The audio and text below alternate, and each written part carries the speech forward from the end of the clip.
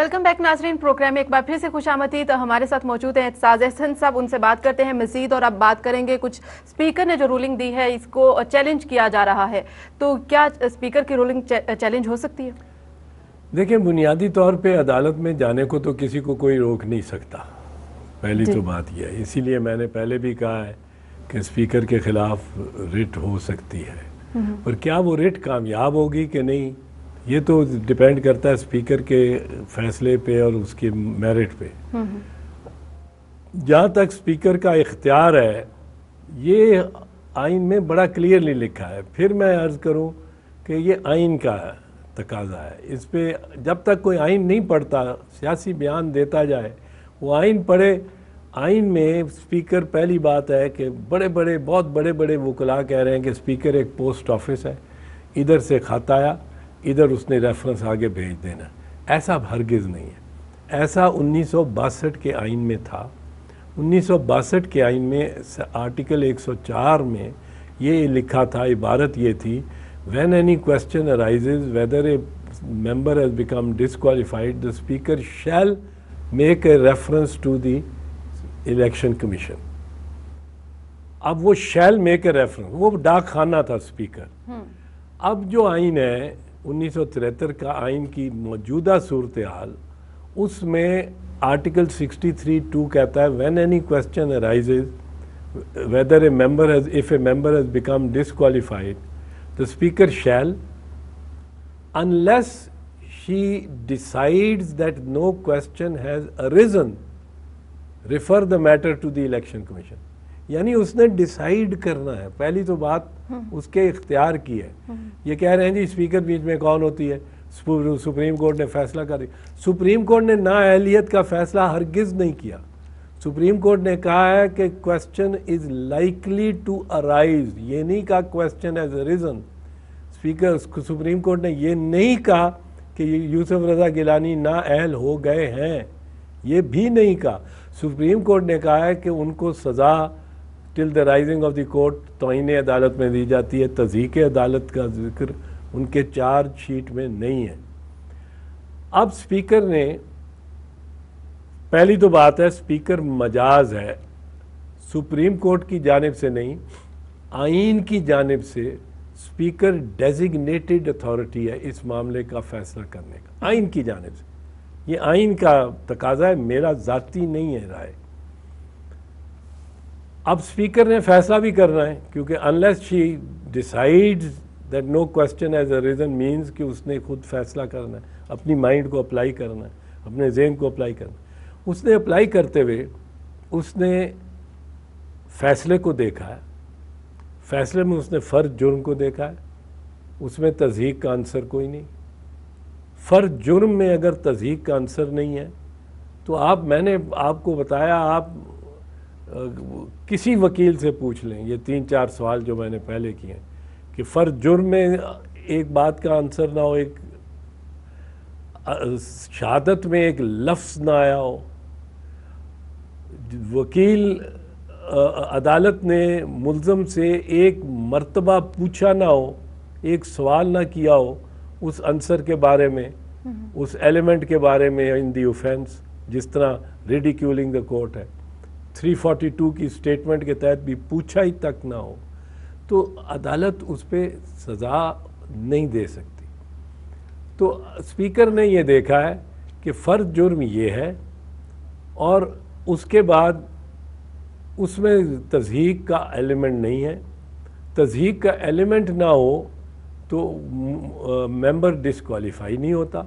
फिर उसने जावेद हाशमी का केस भी देखा है, जो मुस्लिम लीग नून की तरफ से वो थे, मेंबर थे जो कन्विक्टेड थे और कन्विक्शन उनकी हुई थी, सजा उनको हुई थी सेशन कोर्ट से हुई थी, सेशंस कोर्ट, लेकिन सुप्रीम कोर्ट ने माफ भी कर दिया था। वो बहुत बाद की बात है, उस वक्त वो कन्विक्टेड थे, माफ नहीं किया था सुप्रीम कोर्ट ने, अपील एक्सेप्ट की थी बहुत बाद। उनको सजा हुई थी, सजा अदालत मजाज से हुई थी, ट्रायल कोर्ट से। सुप्रीम कोर्ट भी सुप्रीम कोर्ट नहीं है यूसुफ रजा गिलानी के केस में। दिल शाह साहब कहते हैं कि मैं उस वक्त सेक्रेटरी इलेक्शन कमीशन था और उस वक्त उनको सुप्रीम कोर्ट से सजा जो है वो माफ हो चुकी थी और उसके बाद उनको अहलियत मिली। नहीं, उसके वो जेल से आए थे कंवर दिलशाद साहब ने तो ये भी कह दिया एक केस में कि मैं पेश हुआ हूँ और मैंने बड़ी बहस की है रफ़ीक तारड़ साहब के ख़िलाफ़। उनका बयान छपा है कि एतजाज़ अहसन रफ़ीक तारड़ के ख़िलाफ़ पेश हुए जब वो हो रहे थे सदारत के उम्मीदवार थे और कंवर दिलशाद साहब ने कहा मैं वहाँ मौजूद था और रफ़ीक तारड़ के ख़िलाफ़ एतजाज़ अहसन ने 63(1)G का इतलाक़ करवाया और एतजाज़ अहसन ने उनको तज़हीक अदालत पे करने पे नाअहल करार दिलवाया। फिर बाद में हाई कोर्ट ने उसका स्टे दे दिया जिस पे वो सदर हो गए। मैं उस केस में पेश ही नहीं हुआ, हो ही नहीं सकता था, हो सकता ही नहीं था। रफ़ीक तारड़, मेरी बीवी 6 बहनें हैं, उनका भाई है, एक भाई है, उसका ससुर है रफ़ीक तारड़।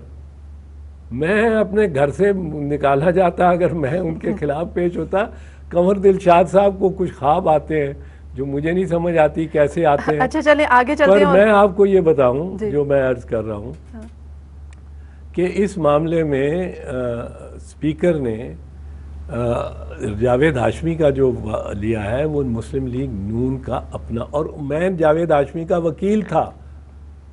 कंवर दिलशाद साहब को इस बात का इल्म नहीं है, ये वहाँ मौजूद थे, सेक्रेटरी थे। जहाँ मैं वकील था उनको याद नहीं, जहाँ मैं वकील नहीं था वहाँ उनको याद है। और वो मैं वकील था, शौकत अजीज़ की तरफ से एतराज़ उठाया गया था और हमने इसको डिफेंड किया था और इलेक्शन कमीशन ने इजाज़त दी थी जावेद हाशमी को उस केस में हिस्सा लेने की, अहल करार दिया था। ये और बात है कि वो उस इलेक्शन में हार गए थे शौकत अजीज। अच्छा चलिए आगे बात करते हैं। स्पीकर की जो रूलिंग दी है, कुछ मैंने इसको इन्फॉर्मेशन कलेक्ट करने की कोशिश की है इसके ऊपर, तो रूलिंग के ऊपर भी एतराज़ उठा है कि जो उन्होंने रूलिंग दी है वो भी बाहर दी गई है जबकि उसको हाउस के अंदर देना चाहिए था, तब वो प्रोटेक्टेड थी। तो क्या ऐसा कोई सवाल है या स्पीकर की रूलिंग है वो कहीं पर भी, चाहे चैम्बर में दे दे, चाहे पार्लियामेंट हाउस के फ्लोर पर दे दे, चाहे कहीं पर भी दे दे, वो रूलिंग उसकी कहीं भी वैलिड है, प्रोटेक्टेड है? नहीं, स्पीकर की रूलिंग जो है वो तो स्पीकर की रूलिंग है, चाहे वो चैम्बर में दे। ये चैम्बर में ही होने वाली रूलिंग है, ये हाउस में होने वाली रूलिंग नहीं है। ये चैम्बर में होने वाली। 69 आर्टिकल कोई है वो इसके ऊपर, इसके अगेंस्ट कुछ बोलता है? वो 69 आर्टिकल कहता है पार्लियामेंट की जो कार्रवाई है उसको किसी अदालत में चैलेंज नहीं किया जा सकता। ये बहस होगी अदालत में। अच्छा, ये नुक्ता भी उठाया जा सकता है? ये उठाया जाएगा यकीनन, यकीनन ये उठाया जाएगा। अच्छा, अगर ये उठाया जाता है तो फिर स्पीकर ने भी आइन की खिलाफ वर्जी की है? नहीं, स्पीकर ने आइन अगर ये उठाया जाता है और इसको नहीं, स्पीकर ने किस तरह आइन की खिलाफ, अगर 69 के मुताबिक उनको वहाँ पे वो तो तहफ़्फ़ुज़ देता है। 69 तो स्पीकर को तहफ़्फ़ुज़ देता है, ये स्पीकर के खिलाफ नहीं है। अच्छा, स्पीकर को और पार्लियामेंट को तहफ़्फ़ुज़ देता है और फैसला इसका अदालत करेगी। अच्छा, एक बात, सारा मामला एक खत से शुरू हुआ, खत वहीं का वहीं है, वजीर आजम सजा याफ्ता भी हो गए। क्या खत लिखा जाएगा या कभी भी नहीं लिखा जाएगा? देखिए, खत के बारे में मैं आपको एक चीज़ अर्ज़ करूं, मेरा मौक़िफ़ बड़े पहले दिन से है कि खत लिख देने में जहाँ हरज कोई नहीं है, वहाँ अगर ना लिखा जाए खत तो जुर्म नहीं है, जुर्म नहीं है, जुर्म नहीं है, जुर्म नहीं। लेकिन अब तो जुर्म बन गया नहीं ना? ये गलत बन गया ना। मैं तो कह रहा हूँ सुप्रीम कोर्ट का फैसला गलत है, मैं तो कह रहा हूँ, मैं तो बरमला कह रहा हूँ। सर हाँ, बिल्कुल दुरुस्त कह रहे हैं, लेकिन आपके मुक्कल जो है वो अपील में नहीं गए, इसका मतलब है उन्होंने अपना जुर्म मान लिया। उन्होंने उस हद तक, उस कन्विक्शन की हद तक उसको तस्लीम कर लिया, ये मैं मानता हूँ, पर फिर भी मेरे एतराज़ात उस पर हैं और बहुत सारे हैं। मैं आपको फिर पूछता हूँ कि शॉर्ट ऑर्डर के तहत कोई सज़ा दी जा सकती है कि मैं फ़ैसला बाद में लिखाऊंगा और हुक्म मैं आज दे रहा हूँ सज़ा का? इसमें बार बार जाने की ज़रूरत नहीं है आलिया। ये मैं आपको पहले अर्ज़ कर चुका हूँ कि मेरा मौक़िफ़ बड़ा वाज़ेह है और ये फ़ैसले को, मुझे इस बात का एक अफसोस है कि अपील फ़ाइल क्यों नहीं हुई, लेकिन वो नहीं हुई, वो भी एक फैसला दुरुस्त फैसला क्या है, गलत फैसला क्या नहीं। ऐसी कोई स्टेटमेंट या ऐसा कोई इजहार आपने किया है?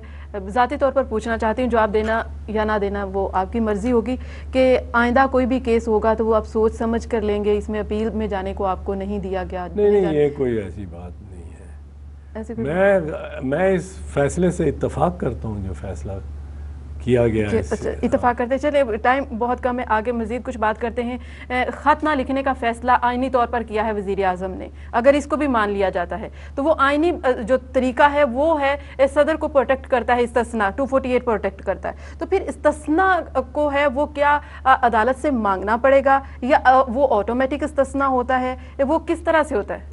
देखिए, इस्तिस्ना चंद ऑफिसर्स का इस्तिस्ना बिल्कुल क्लियर होता है। अगर कल खुदा न खास्ता चीफ जस्टिस पाकिस्तान के ख़िलाफ़ मैं कोई इस्तग़ासा कर दूं, तो आपका ख्याल है मैजिस्ट्रेट कहेगा कि वो आएँ और पेश हों और पहले इस्तिस्ना तलब करें, या हाई कोर्ट का जज कहेगा कि चीफ जस्टिस को नोटिस देते हैं वो आके तलब करें कि इस्तिस्ना? कोई तलब नहीं किया जाता। प्रेसिडेंट, प्राइम मिनिस्टर, ये जुडिशल नोटिस लिया जाता है इन ऑफिसर्स का। सो कोई तलब नहीं किया जाता है ऐसे ऑफिस के लिए। वो इस्तिस्ना Awais Ghani governor Balochistan, chief justice Faez Isa, Qazi Faez Isa, Bugti के केस में, कत्ल के मुकदमे में FIR दर्ज करने पे काजी फैज़ ईसा ने, चीफ जस्टिस बलूचिस्तान ने तलब किया गवर्नर को? बिल्कुल हरगिज़ नहीं। गवर्नर ने जाके वहाँ उनसे मांगा इस्तिस्ना? बिल्कुल नहीं। तो अदालत ने इस्तिस्ना दिया कि नहीं? बिल्कुल दिया, आज खुद दिया। ये तो हमारे सामने कल की मिसाल है। अच्छा, मज़ीद मैं कुछ पूछना चाहूँगी। साबिक इस वक्त के वफाकी वज़ीर मज़हबी अमूर खुर्शीद शाह का कहना है कि उनको एक रात पहले फ़ैसला मालूम हो गया था। आपको भी मालूम था फ़ैसला? नहीं, मुझे मालूम नहीं था। उनको कैसे हो गया? ये उनसे पूछिएगा, मुझे तो नहीं मालूम। हो सकता है कि आपके ज़रिए वो उन्होंने वैसे कहा होगा कि फैसले का अंदाज़ा हो गया। अंदाज़ा तो लोग लगाते हैं, वकीला भी लगाते हैं, लोग भी लगाते हैं। खुर्शीद शाह ने भी कहा होगा कि अंदाज़ा हमें था। अंदाज़ा तो कुछ मुझे मैं लगा सकता था, 7-8 दिन 10 दिन पहले से मैं अंदाज़ा लगा सकता था किस तरफ अदालत का रुझान जा रहा है। पर यह कि फ़ैसले का इल्म था, इल्म तो फ़ैसले का उसी वक्त होता है जब फ़ैसला अनाउंस होता है। अच्छा, एक और चीज़, इससे अब तौहीन अदालत के ऊपर जो कुछ भी होगा, अभी स्पीकर का जो चैलेंज किया जाएगा सुप्रीम कोर्ट में, वो तो एक वक्त आएगा जब पता चल जाएगा कि क्या सूरत हाल बनती है। लेकिन मैं मज़ीद कुछ बात करते हुए, एक स्टेटमेंट जो बिलावल भुट्टो जरदारी ने दी थी वो थी कि जो भुट्टो को फांसी दी गई उसके मुतालिक थी कि सुप्रीम कोर्ट को बतौर गवाह मुआफ़ी मांगनी चाहिए। तो क्या आप इस स्टेटमेंट की वजाहत किस तरह से करना चाहेंगे? क्या वाकई सुप्रीम कोर्ट को माफ़ी मांगनी चाहिए? नहीं, वजाहत करने की कोई ज़रूरत नहीं है उस स्टेटमेंट की। मैं पहले भी कह चुका हूँ, मैं उस स्टेटमेंट से, उस बयान से मुत्तफिक नहीं हूँ। वो जज अनवारुल हक, करम इलाही चौहान, मलिक मोहम्मद अकरम और चौथे जज नसीम हसन शाह, वो अब 3 तो उनमें से इस दुनिया में ही नहीं है। चौथे जो है नसीम हसन शाह साहब, उन्होंने एक गुरेज उस फैसले से किया है, वो बरमला किया है। अब उनकी जगह अनवारुल हक की जगह इफ्तिखार मोहम्मद चौधरी साहब को तो माफ़ी मांगने की ज़रूरत नहीं है ना। तो मैं इस बयान से मुत्तफिक नहीं हूँ। अच्छा, एक और इशू इस वक्त जो अदालत में उठा है और जिसमें फराह नाज़िफ ख़ानी की रुकनीत भी मुअत्तल कर दी गई है, वो दोहरी शहरियत के ऊपर है। तो क्या आइन प्रोटेक्ट करता है ये ड्यूल नेशनैलिटी को या नहीं?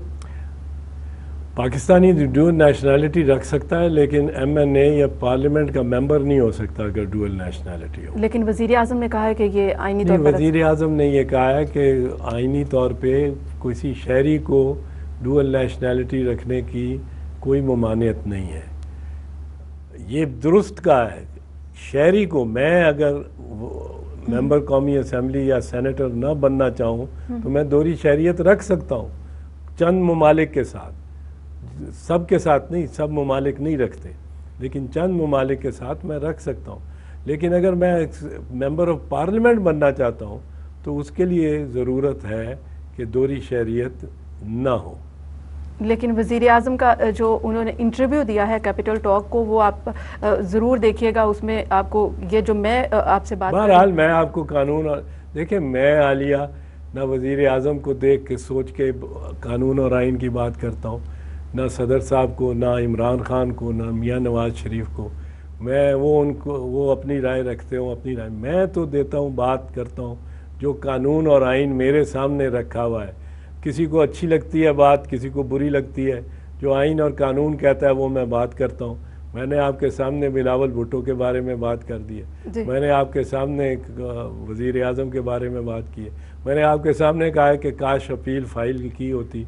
तो मैं इख्तलाफात में मैं कोई एतसाज़ अहसन साहब, मुझे यहाँ पर ब्रेक लेनी है। ब्रेक के बाद जब हम वापस आएंगे तो मज़ीद आपकी इस बात को भी ये मद्देनज़र रखते हुए आगे भी मज़ीद बात करेंगे। और वो बात ये होगी कि आप कहते हैं कि ये इस वक्त जो सारा निज़ाम है वो अदलिया की ही मरहून मिन्नत है, तो फिर अदलिया से इस वक्त की हुकूमत नाखुश क्यों है? लेकिन एक ब्रेक के बाद हमारे साथ रही।